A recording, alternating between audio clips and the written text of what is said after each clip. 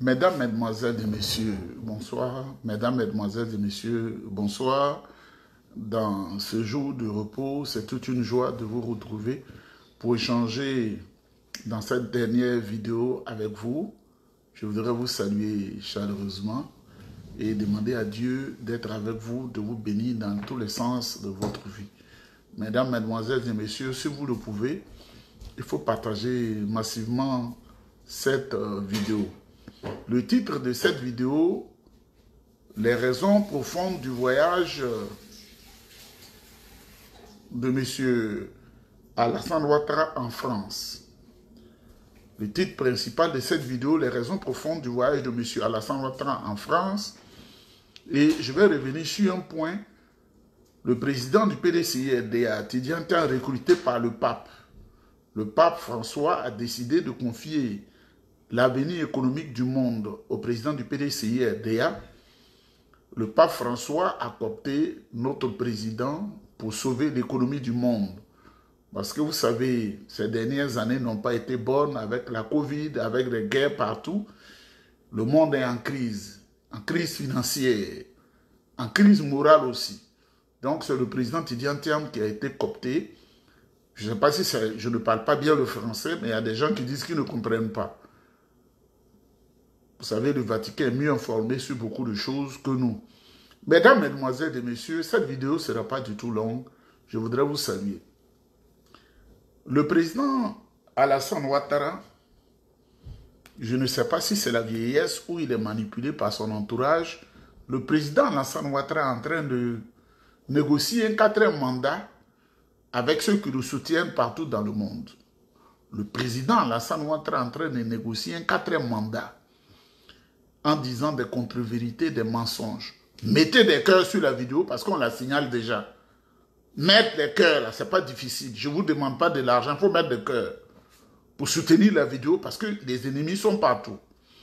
Donc, le président Tidjane Thiam, le président Alassane Ouattara, lâché de toutes parts par ses mandats, est en train de peaufiner des plans qui ne sont pas à l'avantage de la Côte d'Ivoire.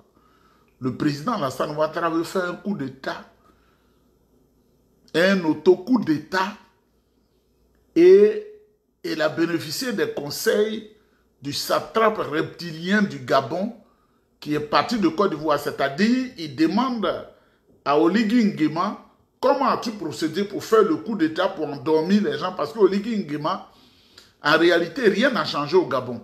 Oligui Nguema est l'enfant de la sœur de vieux Omar Bongo Demba. Donc, le cousin qui Ali Bongo est malade, il est handicapé, il souffre il est devenu une personne à mobilité réduite, c'est-à-dire handicapé. Il ne faudrait pas que d'autres militaires viennent arracher le pouvoir à la famille. Donc, Oligui Nguema a fait un coup d'État et il a fait semblant d'inquiéter son cousin Ali Bongo et l'ont mis quelque part et bénéficie de tous ses privilèges. Et les Gabonais sont endormis. Et ensuite, Oligui Nguema, il dit qu'il est candidat en ce moment où il est en campagne. Il est candidat, lui qui avait dit de lui donner 5 ans. Donc, Alassane Ouattara lui a demandé cette stratégie parce qu'il veut l'appliquer en Côte d'Ivoire. Et Alassane Ouattara, lui, il a donné sa caution à Oligui Nguema qu'il faut faire le coup d'État parce que moi-même, je vais le faire ici. Au moment où je vous parle, avec des preuves tangibles, le président Alassane Ouattara est en train d'échouer à son 4e mandat. Il fait tout ce qu'il faut faire. Il est en train d'échouer au 4e mandat. C'est pourquoi vous voyez Téné Birahima Ouattara, c'est un mongol de nature. Hein. C'est un homme, quand tu as trop tué, bu le sang humain, tu deviens mongol. C'est un homme du diable. Cet homme-là, qui a menacé, qui menace les gens, ils ont envoyé des procès ici 2 fois, ils ont échoué. Diffamation. Mais ici, là, on parle. Chacun parle, chacun extériorise. Une seule chose, je dis, c'est parce qu'ils tuent nos parents que moi, je parle comme ça. C'est fini, le juge, c'est fini. Voici les images, voici les preuves, voilà ce qu'on dit de... Voilà ce que... Voilà ce que France 24 même dit de... On est M. Nieba, ou tranquille. Donc, ce Téné Birahima Ouattara, là, il a décidé, c'est lui, dans son réseau, qui menace le président Tidjane Thiam. C'est lui. Avec Touré Apalo. Mais quand le président Tidjane Thiam l'a dit, il y a des gens qui ont eu le temps de contester cela. Le président Tidiane Thiam a dit, il me menace. Ils veulent attenter à ma sécurité physique, à mon intégrité physique. Il y en a qui disent que c'est faux. Mais quand Alassane Ouattara, ce vieux grigou là, le satrape reptilien venu de Sendou, pour inquiéter la sécurité des Ivoiriens à tous les niveaux, quand il était dans l'opposition, mettez des cœurs sur la vidéo, hein. Quand il est venu de Sendou, le président Laurent Gbagbo lui a donné une sécurité où il avait 30 éléments armés. Le président Laurent Gbagbo, sûrement ces hommes vont me contredire. Il lui a donné une sécurité de 30 éléments armés pour le protéger. Alors, comme ils veulent attenter à la sécurité du président Tidiane Thiam, il faudrait qu'il soit dégarni dans sa sécurité. C'est pourquoi après leur réunion diabolique, ils ont dit à Touré Apalo qu'il faut dire que nous, si Tidiane Thiam s'entête à être candidat, nous ne lui donnerons pas une sécurité pendant les campagnes électorales et même avant. Vous voyez comment ils sont. Vous voyez comment ils sont. Je comprends pourquoi l'ASPR, ce qui est très notoire, niveau CM1, a dit sur une vidéo que eux veulent faire de la Côte d'Ivoire un royaume. Voilà l'idée qu'ils ont. Touré Apalo, qui empoisonne les gens avec les venins des serpents. Parce que ce n'est plus la fiole, hein, c'est le venin des serpents qu'ils ont. Voilà ce qu'ils sont en train de faire. Donc Alassane Ouattara est en ce moment en train de méditer un auto-coup d'État. Un peu à l'image du Gabon, pour blaguer les Ivoiriens. Ah, ils ont arrêté le président Alassane Ouattara. Ah, ils ont arrêté Téné Birahima. Ah, ils ont arrêté telle personne. Ils ont arrêté et ils sont en sécurité. C'est pourquoi, quand vous voyez en ce moment, toutes les personnalités de l'État de Côte d'Ivoire, ils sont en train de leur établir des passeports diplomatiques. Ils sont en train de sortir, leurs enfants sont partis. Ils sont en train de sécuriser leurs comptes. Pour faire ce coup-là, il faut qu'ils soient à l'extérieur pour faire ce semblant, ce auto-coup d'État.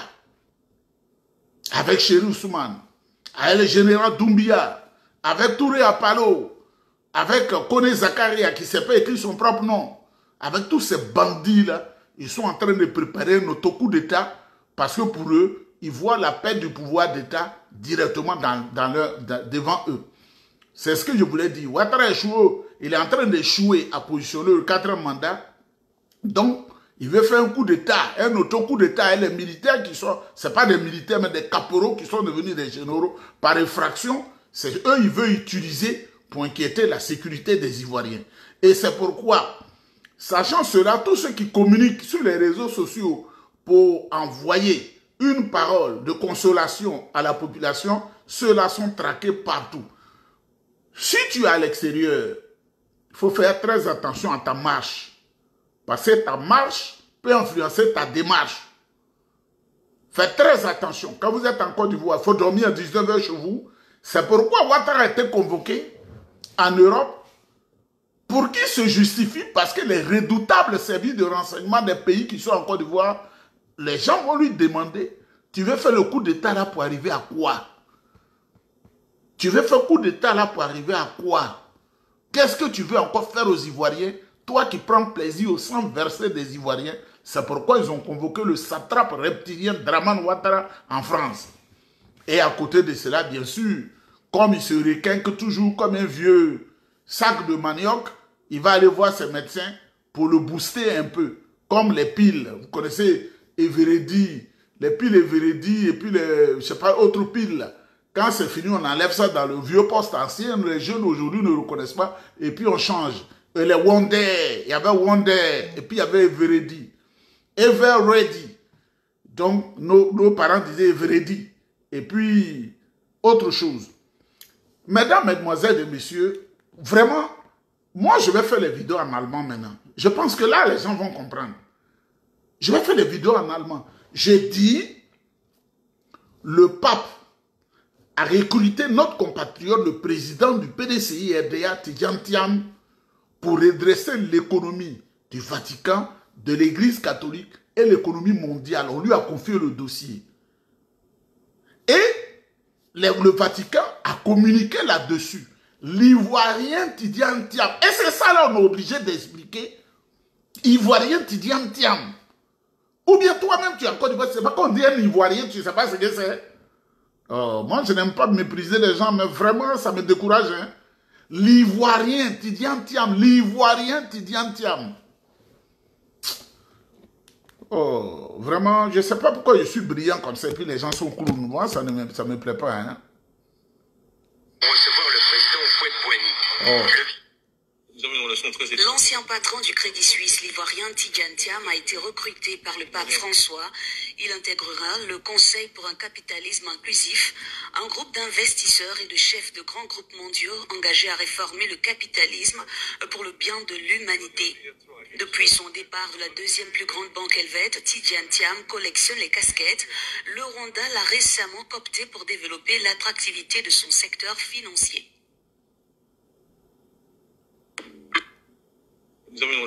L'ancien patron du Crédit Suisse, l'Ivoirien Tidiane Thiam, a été recruté par le pape François.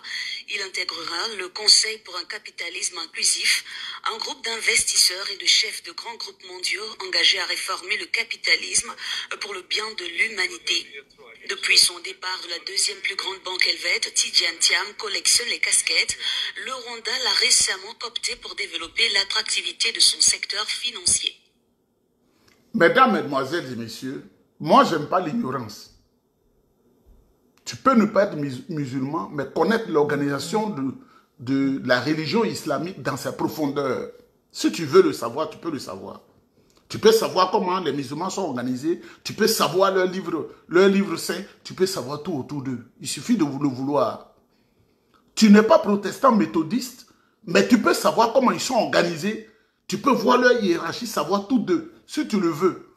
Même Papa Nouveau, là, qui est à Toukouzou, aux Alem, là, je sais tout d'eux.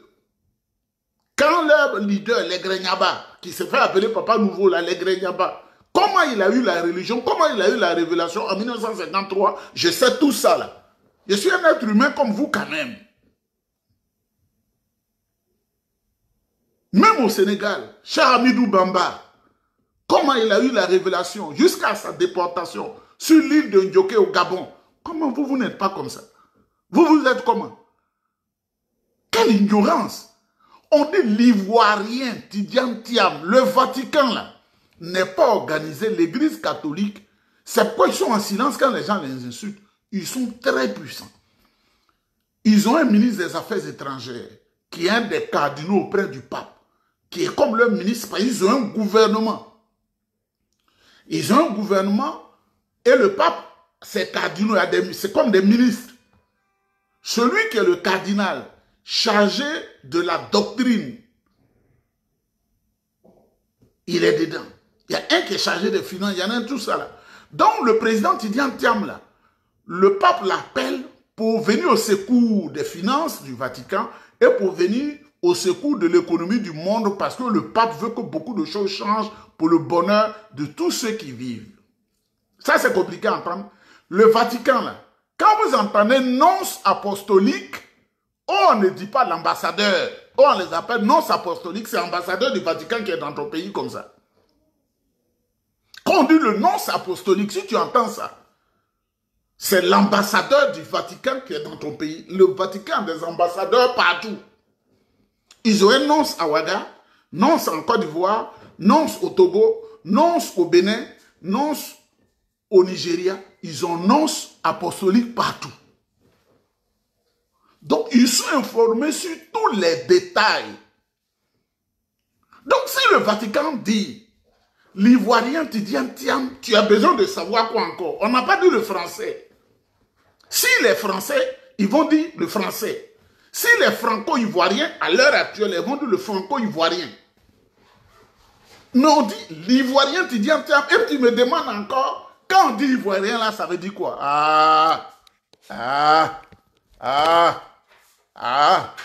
Je vois pourquoi j'étais très brillant au lycée 3 de Daloa, très brillant même. Je dominais les gens des Kourouna.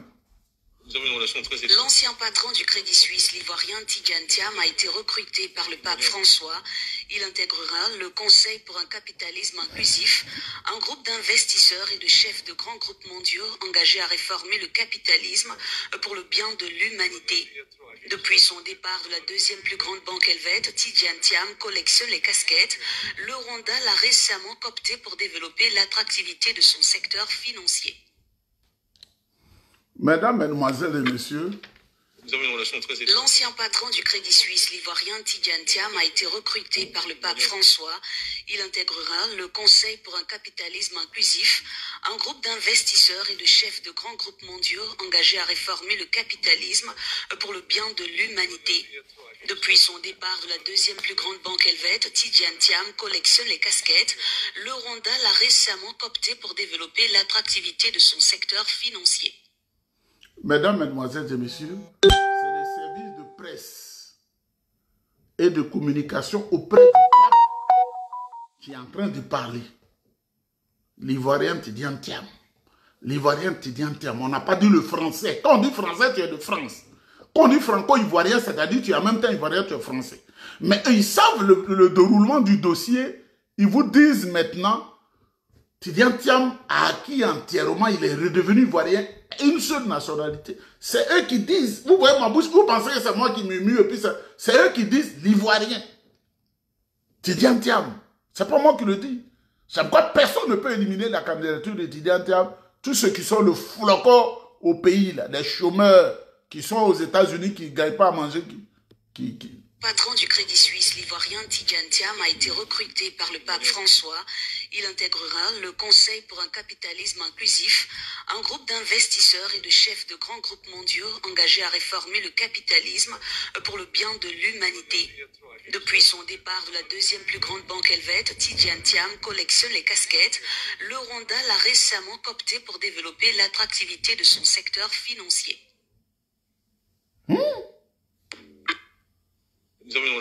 L'ancien patron du Crédit Suisse, l'ivoirien Tidjane Thiam, a été recruté par le pape François. Il intégrera le Conseil pour un capitalisme inclusif, un groupe d'investisseurs et de chefs de grands groupes mondiaux engagés à réformer le capitalisme pour le bien de l'humanité. Depuis son départ de la deuxième plus grande banque helvète, Tidjane Thiam collectionne les casquettes. Le Rwanda l'a récemment coopté pour développer l'attractivité de son secteur financier. Mesdames, Mesdemoiselles et Messieurs, quand on dit l'Ivoirien, ça veut dire que tu es de Côte d'Ivoire. Si tu ne sais pas ce qu'on appelle l'Ivoirien, il faut te pendre. Mesdames, Mesdemoiselles et Messieurs, vous savez, le président Houphouët-Boigny, c'était un grand croyant qui a posé des actes pour la Côte d'Ivoire, qui a posé des actes pour la famille. Tidjane Thiam, il est brillant, mais le président Houphouët-Boigny était un homme de foi, passionné des hommes et de Dieu. C'est son petit-fils. Hein? Quand on vous dit de faire le bien, vous pensez que quand j'ai fait le bien, là, j'ai dit, parce que ton âme est dans le diable, tu ne veux pas faire le bien. C'est ce que Houphouët-Boigny a fait là. Son petit-fils récolte ça aujourd'hui. Hein? C'est la vérité que je vous dis, ça peut choquer. Parce que moi, j'aime choquer, pour dire la vérité. Les actes que le président Houphouët-Boigny a posés là, réel la basilique, il a fait une basilique. Il était partout, là où on parle de Dieu. Mais bien sûr, là où il allait, il a fait du rythme principal des Dida qu'on appelle la Gossa. La Gossa, qui est le rythme, il a fait de ce rythme-là, il l'a imposé lui, comme le rythme principal de l'église catholique de Côte d'Ivoire. Je ne veux pas vous choquer, c'est le président Houphouët qui a décidé. Parce que les premiers prêtres là, quand les prêtres, le document que j'ai, étaient 120, au début de la progression de l'église, 120, il y avait 90 qui étaient Dida. C'est la vérité, je vous dis, il y a 90. Il y a eu cette influence, il était en contact avec eux. Et partout où il va, il voulait qu'on chante le Dida pour se faire plaisir. Et ensuite, on chantait le baoulé. Et puis, on chante le latin. Le français, ça, c'est évident.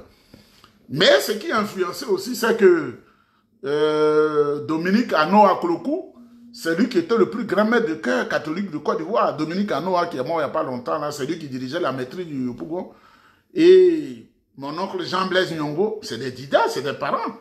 Donc ce sont eux qui dirigeaient la chorale. C'est pourquoi les grandes chansons étaient en Dida. Donc, mesdames, mesdemoiselles et messieurs, le président Houphouët-Boigny a été à San Pedro. Je vais vous écouter, vous allez avoir des témoignages. On ne ment pas. Avant d'aller, il a demandé, est-ce que les leaders là, ils vont m'accompagner à San Pedro? On dit, monsieur le président, ils vous ont déjà précédé. Il a fait des grandes choses. Je voudrais saluer notre président Tidjane Thiam. Priez tous pour lui, bénissez-le. On écoute ça et on met fin à la vidéo. Pour recevoir le président Houphouët-Boigny. Le vieux, comme on l'appelle familièrement ici, s'est déplacé pour assister à l'ordination d'un nouvel évêque. Le stade Balance-Cateau.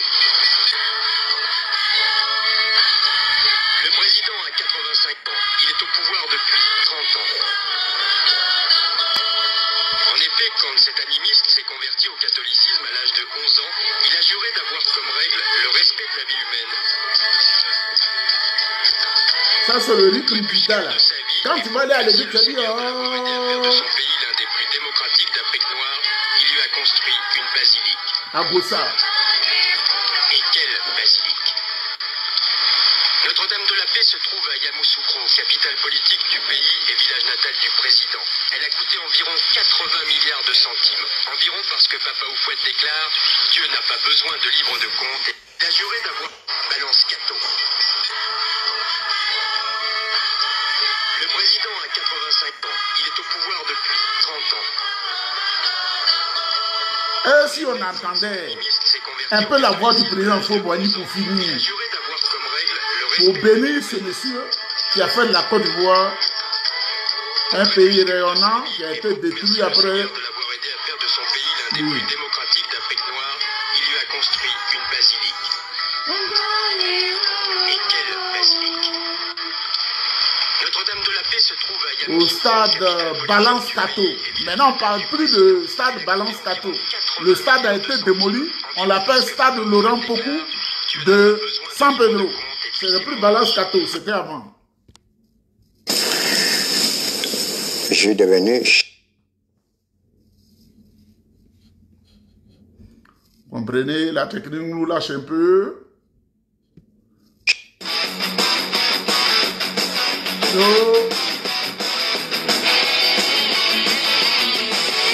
Chef de ma famille, c'est triste de le rappeler, mais c'est la triste réalité, à l'âge de 5 ans.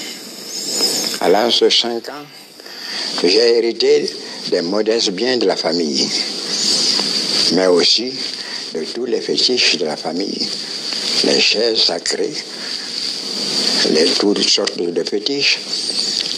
Et c'est là où j'ai compris que chez les animistes, l'interprétation de la vie est toute différente de celle des croyants.